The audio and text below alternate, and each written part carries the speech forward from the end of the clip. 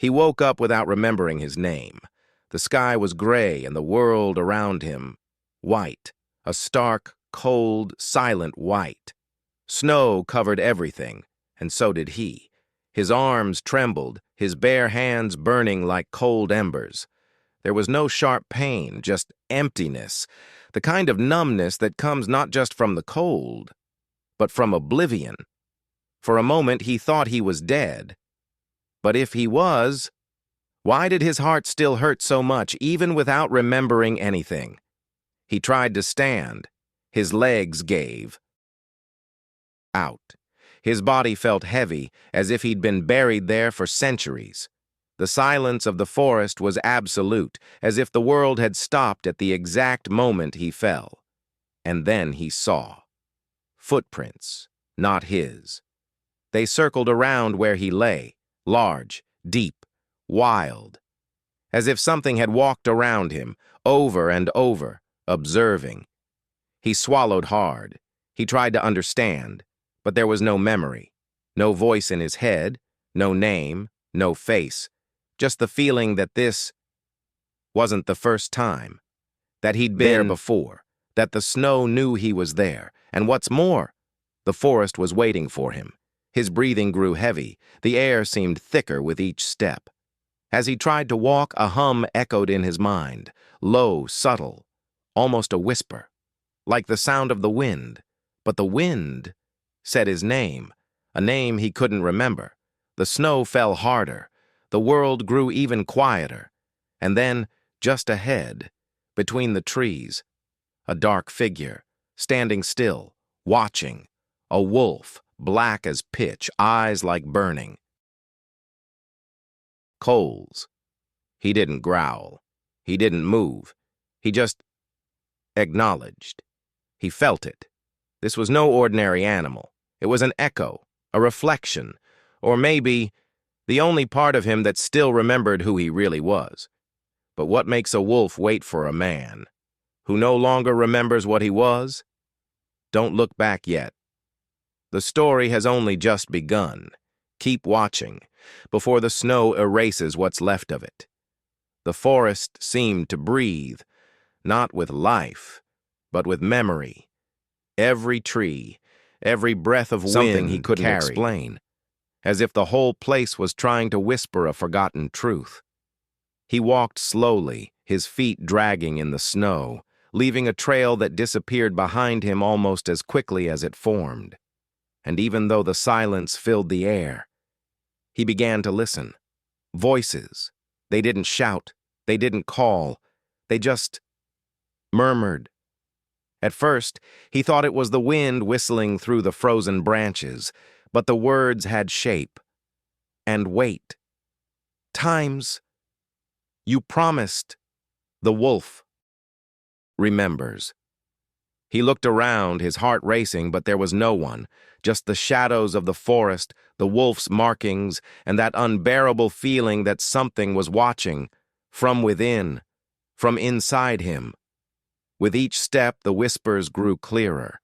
They spoke of a pact, from an error, of something that was forgotten by choice, and not by accident. He fell to his knees as a memory came like a blade tearing through his mind. A circle of fire, eyes around, howls in unison, and he, in the center, alone. And the sentence, if you come back, you won't be one of us anymore.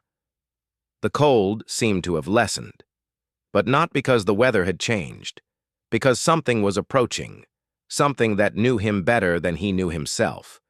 The wolf. It was closer now. The black figure emerged from between the trees, slowly, unhurriedly, as if it knew exactly where and when it should appear. The creature's eyes glowed for a moment, and in his presence, the voices ceased. Not because they broke up, but because they had been heard. He stopped in front of the wolf. There was no threat in the creature's eyes, only judgment, an ancient recognition, as if the animal was waiting for something that he didn't yet know how to offer. A gesture, a memory, a return. But the man was still in fragments, a body walking among broken memories, until a subtle pain began to throb in his shoulder, a burning sensation, as if the skin there was being rekindled by the cold, or by something deeper. He pulled back the torn fabric of his coat and saw the scar, circular, deep, fang marks that never healed properly. And in that instant, time broke. The memory came like an avalanche, the forest on fire. A clan of golden eyes surrounded him. The night he chose to disobey, he was part of the pack. But he broke his oath, and the punishment was oblivion, not by accident, but by decree. He asked to forget, and they answered. Now, standing before the wolf, the scar burned as if it were freshly made. The memory came with pain, but also with clarity. He belonged to those who walk among men and beasts, guardians of something the world had erased. But he had betrayed her, out of love, out of fear, or out of something he still couldn't fully remember. The wolf approached, did not attack. He just brushed his snout against the scar. And at that touch, the forest trembled, because the memory was waking up. After the scar, nothing was silent again. He no longer needed to hear the voices. They were inside him now. But they didn't scream. They just looked. It was the constant feeling of being followed, not by the wolf, but for something that didn't step on the snow, something lurking between the branches, in the shadows, in the brief reflections of eyes that appeared and disappeared, always distant, always attentive. It was a presence, invisible, but alive. And every time he closed his eyes, it was closer. The man began to have visions as he walked, intermittent images like poorly stitched dreams, a circle of stones, a symbol drawn in blood, a scream that didn't sound human, but it was his. The wolf still followed him, a few steps away, like a silent guardian. But he could tell. The animal was restless. His eyes turned to the shadows, as if even he felt the presence and fear. As he advanced, the trees became denser, the sky darker, even though it was still day. The forest was guiding him, but also testing it. And when night finally fell, the presence revealed itself. Not with form, but with a sound, a dry, ancient growl coming from everywhere, and nowhere at the same time. He froze. The wolf beside him raised its snout to the sky and howled. Stop, slow, painful, as if asking for permission or forgiveness. And the howl was answered. Several, in unison, as if the entire forest had woken up. The man fell to his knees, his heart racing, the cold disappearing as if it had never been there. The brand burned. The eyes watched him, and in the back of his mind, a truth began to form. He wasn't the only one who had returned.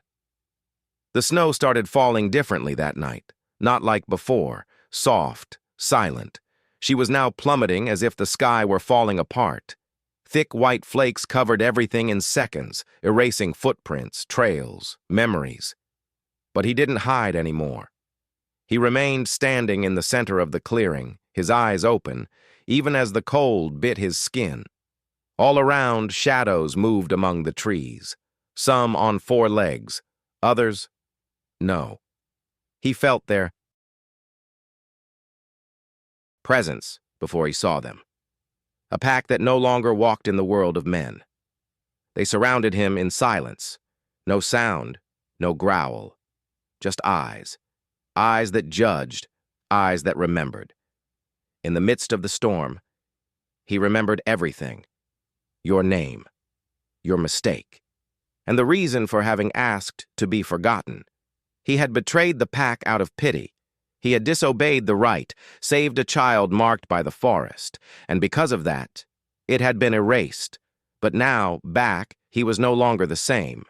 The Black Wolf walked towards him once more, firm gaze, speechless, and in the touch between scar and snout, a choice was made.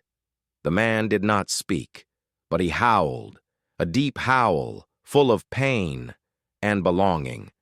The storm seemed to stop for a second, and all the eyes around closed because he had come back, not like before, but as what he always was, part of the pack, guardian of the silence, heir of the snow. Some names are not remembered, they are awakened, and now that he has remembered who he is, Forest will never be the same. Do you also feel like something inside you has never forgotten? Then join the pack. Subscribe to the channel Shadows of the Pack. Here, stories don't end. They howl through time.